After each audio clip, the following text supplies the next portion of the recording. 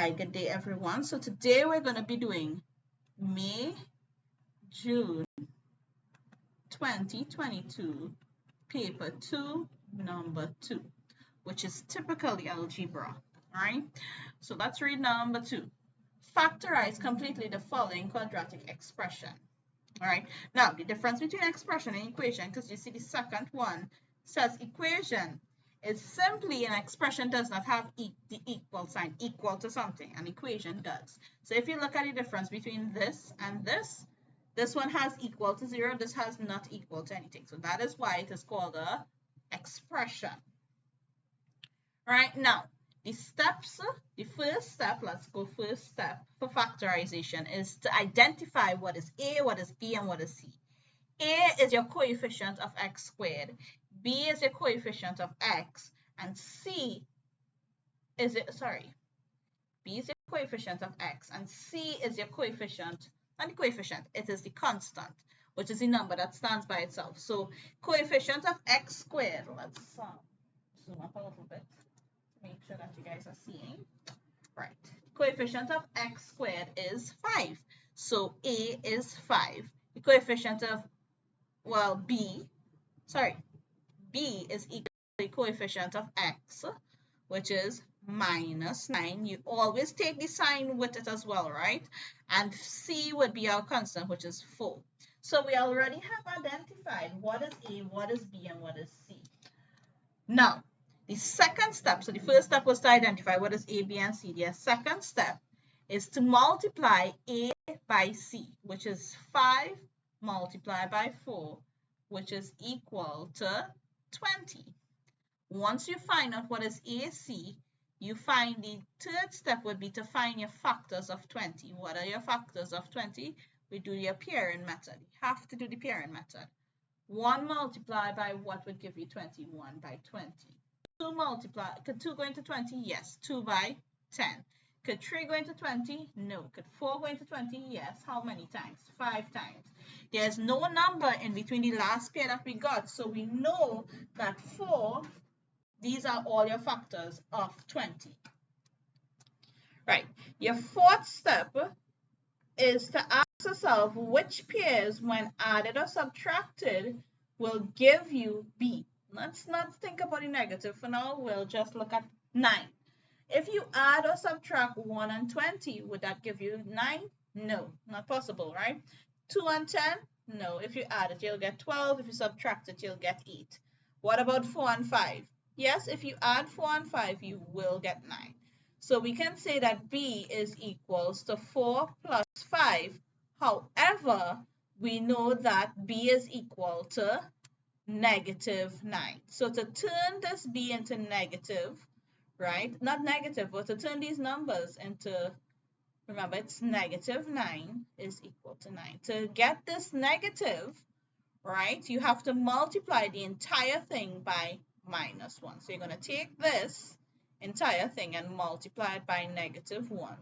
This is if you don't understand negative numbers, because to me, I would say that it's minus 4 minus 5, right? But just for the sake of persons who may not understand negative numbers, this is what we do. We say B is equals to minus 4 minus 5. We say minus 1 by positive 4 is minus 4, and minus 1 by positive 5 is minus 5. So wherever we see B now, we're going to put minus 4 minus. Now the question will become 5x squared minus 4x minus 5x. Remember, this is B, and what it has x with it, so that's why we had to put minus 4x minus 5x plus 4. Then we pair them off. The first pair here, that's 5x squared and 4x. You ask yourself, what does 5 and 4 have in common? They don't have anything in common, so you're going to put 1. And what about x squared and x? Do they have anything in common? Yes, x. So 1x by what would give you 5x squared? First off, let's deal with the number. 1 by what would give you 5?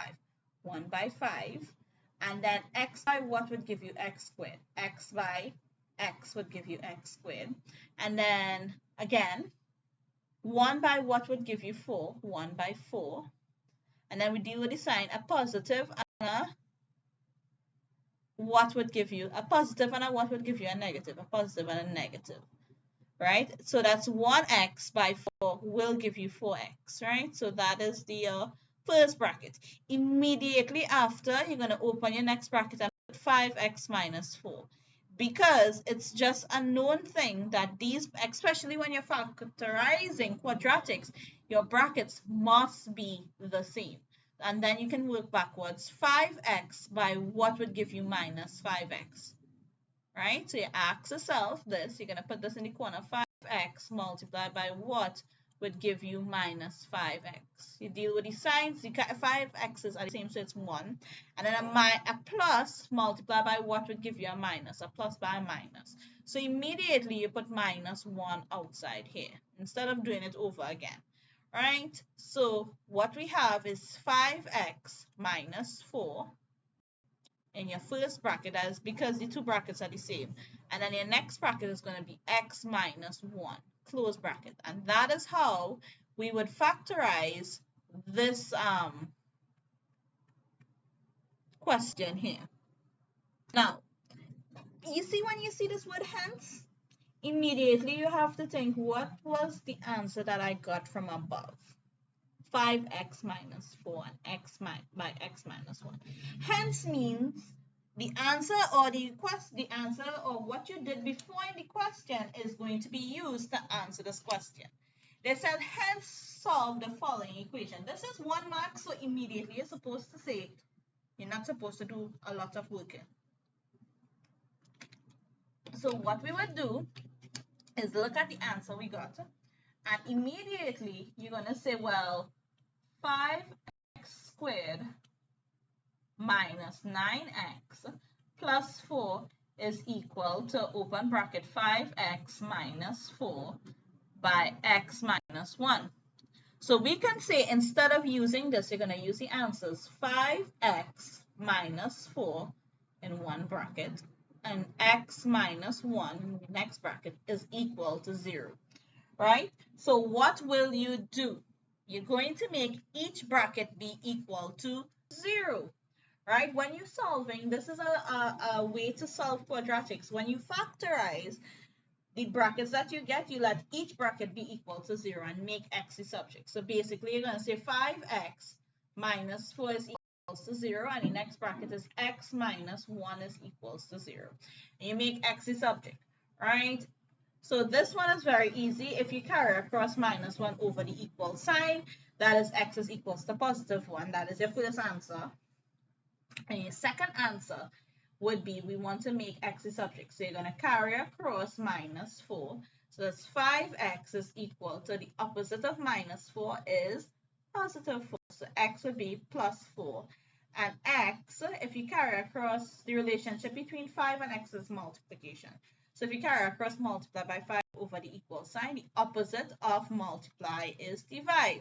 So it'll be 5 over 4. So x is equals to 1 or x is equals to 4 over 5. And that is your answer for this question here.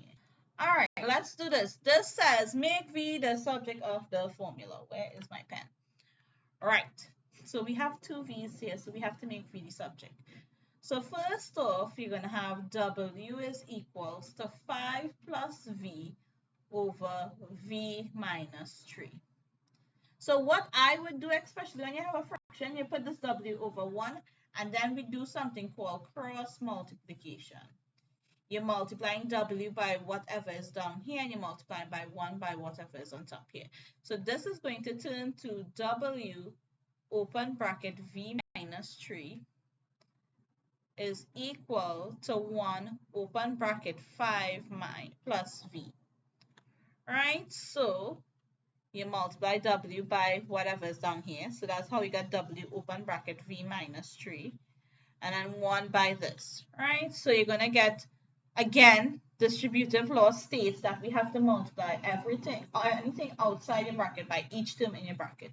So w by v is wv. W by minus 3 is minus 3w, which is equal to 1 by 5 is 5, and 1 by v is plus v. right? Then we have to make V the subject. They said we want V the subject, so we're going to bring all the V's on one side and all the other numbers on the next side. All right, I am going to bring, it doesn't matter which side, I'm just going to bring this minus 3W on left hand side, so that's WV is equals to 5 plus V, and the opposite of minus 3W is plus 3W, and then you're going to carry across this V over equal sign. That's plus V, so it's going to turn to, let's put this on the side because I'm losing, I ran out of space. Right. So again, the question will now become WV, if you carry across plus V, the opposite is minus V, is equal to 5 plus 3W. Right? Now, we want to make V the subject. Because these two terms have V and they cannot add or subtract, we factorize it out. What does WV and minus V have in common? They have V. V by what would give you WV? V by W. And V by what would give you minus V? V by minus 1. Right? Is equals to 5 plus 3W. Now, we want V by itself. The relationship between V and this bracket is multiplication. So because we want V by itself, we're going to carry across multiply by. So it's going to turn to divide by. So V will be equals to 5 plus 3W all divided by W minus 1. And that here would be your answer for this question. This question, part C, the height of H of an object is directly proportional to the square root of P. Let's write what this says. The height of H of an object is directly proportional. The sign for directly proportional is this, to the square root of parameter P, right? Now, this is write an equation, so you can leave it as this, or you can say H, this directly proportional changes to equal K multiplied by whatever it is directly proportional to. So your directly proportional sign turns to equal, right? And you're going to multiply K by whatever it is directly proportional to. So this would be K being a constant, by the way. H is equals to K multiplied by the square root of P. And this would be your answer, right? And you're going to put where K is equal to a constant. Right? Again, anytime you see a directly proportional sign, it means that you can change that directly proportional sign to an equal sign, and then you're multiplying K, which is a constant, by whatever it is directly proportional to. Now let's look at part 2. Given that H is 5.4 and P is 1.44, determine the value of H when P is 2.89. So in this question, right, they're telling you H is equals to 5.4, P is equals to 1.44, and they want to know what H is equal to. We don't know what H is equal to, right, when P is equals to 2.89. The equation that we have is H is equals to K by the square root of P. Right? We don't know what K is. K is a constant, meaning it does not change. Right? So we can say 5.4, we're going to just put these values in our equation. 5.4 is equals to K by the square root of 1.44. We don't know what K is equal to, so we basically are going to make K the subject. If you carry across this entire thing, the square root of 1.44, it is going to turn to, well, you're not just carrying across the square root of 1.44, you're carrying across multiply by the square root of 1.44. Or instead of that, let us find what is the square root of 1.44. It's 5.4, right? 5.4 is equals to K, and the square root of 1.44 is 1.2. right? So if you carry across, multiply by 1.2, it will turn to divide by 1.2. So that's 5.4 divided by 1.2, right? 5.4 divided by 1.2 is equal to whatever k is equal to. And when you solve that in your calculator, you're going to get k is equals to 4.5. Now that you know 4.5, what k is equal, remember k is a constant, right? So you can put it in this equation. H is equal to 4.5, which is k, multiplied by the square root of 2.89. And you can simply put this in your calculator and you'll get an answer. 4.5 multiplied by the square root of 2.89. And when you put that, you're going to get H is equals to 7.65. And that there would be the answer for part 2 of this question. Right? And that is the end of May-June 2022, number 2.